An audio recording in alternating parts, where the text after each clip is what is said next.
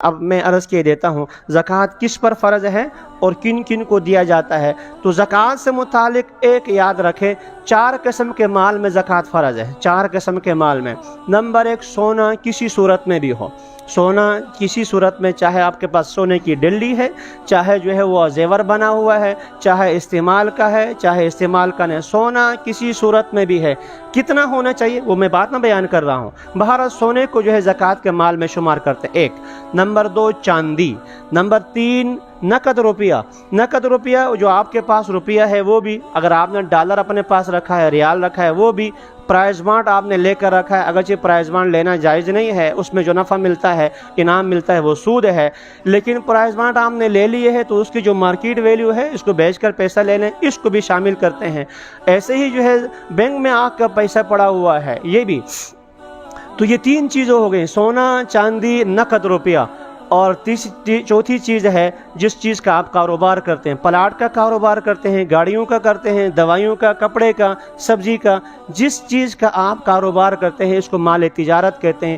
یہ 4 چیزیں ہیں جس پر زکوٰۃ فرض ہے۔ اس کے علاوہ اگر آپ کے جو ہے 3-4 گھر بنے ہوئے ہیں، ایک گھر آپ کا یہاں ہے ماشاءاللہ، ایک مری میں ہے اور ایک لاہور میں ہے، ایک جو ہے آپ نے ڈیفنس میں رکھا ہوا ہے بحریہ میں، اس پر زکوٰۃ فرض نہیں ہے۔ ہاں اگر نے کرائے پر چڑھایا ہے تو کرائے کی آمدن کو سال کے بعد جمع کریں گے، اس پر زکوٰۃ فرض ہوگی، لیکن جو پلازا ہے، جو بلڈنگ ہے آپ کے، جو مکانات 1 سے زائد ہیں، تو ان کی مالیت پر زکوٰۃ فرض نہیں ہے۔ گاڑی آپ کی 1 کی بجائے 3-4 رکھی ہوئی ہیں، اس کی مالیت پر زکوٰۃ فرض نہیں ہے۔ صرف 4 چیزیں ہیں جن پر زکوٰۃ فرض ہے۔ نصاب کتنا ہے؟ سونا کسی کے پاس خالص سونا ہے، سونے کے علاوہ کچھ بھی نہیں ہے، جیسے گاؤں دیہات میں ہوتا ہے، خواتین کے پاس سونا زیور جو ہے دے دیا، 1 تولہ 2 تولہ 3 تولہ سونا ہے، اس کے بعد بیچاری کے پاس پاؤں پیسہ کچھ بھی نہیں ہوتا۔ آج کل بھی گاؤں میں ایسے موجود ہوتے ہیں۔ تو اس صورت میں یہ ہے کہ 7.5 تولہ سونا اگر کسی کے پاس ہو، 7.5 تولہ سونا، تب زکوٰۃ فرض ہے، اس سے کم ہو تو زکوٰۃ فرض نہیں ہوتی۔ لیکن سونے کے ساتھ ساتھ کسی کے پاس چاندی یا نقد روپیہ بھی موجود ہے، سونے کے ساتھ چاندی یا نقد روپیہ، جیسے ہمارا معاشرہ ہے شہر والا، یہاں کوئی خاتون ایسے نہیں ہوتی جس کے پاس جو ہے وہ 150 ہزار 2-4 ہزار روپے موجود نہ ہوں، تو ایسا لازماً ہوتا ہے۔ اس صورت میں پھر سونے کے اعتبار نہیں ہوتا، چاندی کی قیمت کے اعتبار ہوتا ہے۔